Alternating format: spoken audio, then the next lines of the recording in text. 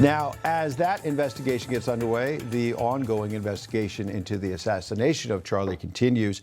Utah prosecutors say they will seek the death penalty for the 22-year-old suspect, Tyler Robinson. He stands accused, as you know, of firing the single rifle shot from a rooftop, piercing Kirk's neck last Wednesday on the campus of Utah Valley University, ending his life. Hard to comprehend. That was just 10 days ago. So much has happened since then. Let's get some facts now on these alarming security threats and bring in live our panel.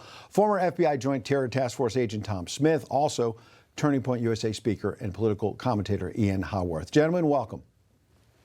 Hey, Ed, thanks for having us.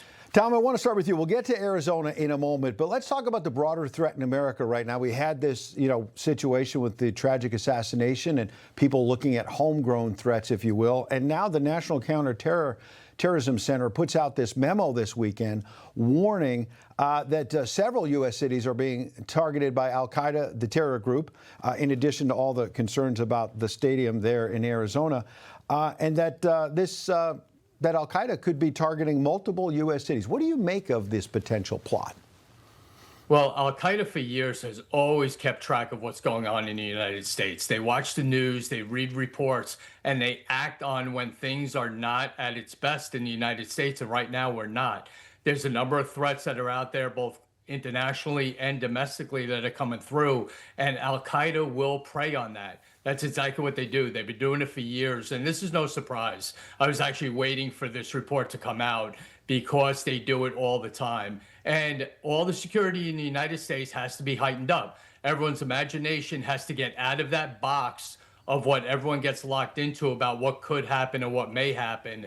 And you have to start thinking on an investigative and preventive level outside of that box, because as we've seen in the past, al-Qaeda is capable of a lot of damage. Yeah, no doubt about it. Ian, your thoughts about, obviously we always have to be concerned about terror threats in America, specifically this memorial service, heightened security, obviously with the president and so many other top officials there, in addition to Charlie's family and friends. But Ian, what is your hope that we'll get from this memorial service to make sure it's not overshadowed, obviously, by these other outside factors?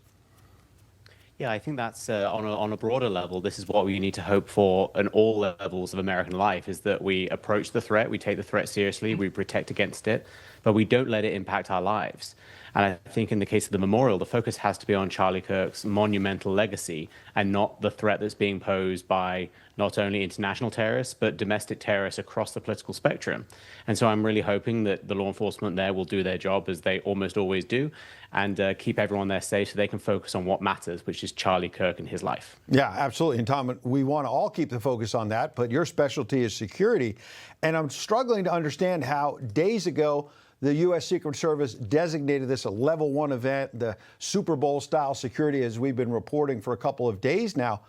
How concerned are you then that at least one person, we don't know if there are others, we hope and pray that they're not, but how did one person get in with apparently fake credentials, maybe former law enforcement badge of some kind, impersonating law enforcement, with weapons on him? How did he get inside the stadium? How concerned are you? Yeah, that is a great concern. And it's a great question, Ed, because that needs to be the focus. How did this happen? You have, like you said, a Super Bowl-like atmosphere. And this individual, whether he has up-to-date credentials or he's a former member of law enforcement, it doesn't matter. There needs to be a greater focus on this event more than anything going on in this country right now, because look how easy it was for something like that to happen. Now, here's the other part, the copycats. Let me get my hands on a badge or a shield or an ID or something, and look how easy it happens. So now, like I just said before about thinking outside the box, now it becomes even greater because of this event. Absolutely. Ian, you know what's remarkable among many pieces of this tragic story is how many young people like yourself and all around the world, not just America, have been saying, in the wake of Charlie's assassination, they want to start Turning Point USA chapters in high schools, colleges, and they seem to not be deterred by this kind of security threat. And they're traveling. I've been looking at social media all day, as I'm sure you have, people flying to Arizona, caravanning in cars together, all meeting up around Phoenix. You know, you have to be aware, see something, say something, as we always say. But it seems like so many young people like yourself want to be there anyway. And if they can't get in the stadium, they're talking about lining the streets outside, my friend. Well, first, I want to say thank you for classing me as young, not every day. So thank you for that. Yeah, I think it's wonderful. I think it's shown that everyone is actually approaching this how they should, which is not to be deterred. But I also think we need to be careful in that it's very easy for security to remain this high in the immediate aftermath of something so terrible. But our enemies, who unfortunately live among us, we don't know the number, but they live among us, they have a lot of patience. They can wait years, if not decades. And so we need to keep this vigilance high. And so as TPUSA grows, as more of these chapters come together and we have more on-campus events, we have to keep security high because they will wait until our guard drops again. So wonderful that it's growing, but we've got to keep our eyes open. Absolutely. Tom, your final thought on that, because we don't want to walk around pessimistic. We don't want to be...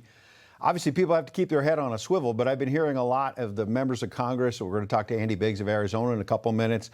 I've been talking about how, campus events, outdoor events in the wake of not just Charlie's assassination, but the attempted assassination of the president in Butler, PA, obviously, that it's changed the nature of things. How do we balance all that in the days ahead, in your estimation, Tom? Yeah, I agree. You can't stop what you're doing because it's too important. You can't shut down your message, but a greater security level has to be reached. A more advanced look at an area, an advanced team going out at there, and also the elevated positions have to be guarded. You have to use technology like drones and so forth to get a better understanding of the layout, especially outdoor events, Ed. Absolutely. We're all going to be paying close attention to this indoor event tomorrow, but there's also going to be a lot of people outside the stadium as well. We want everybody to be safe, obviously. Tom, Ian, thanks for your insights tonight. Thanks, Ed.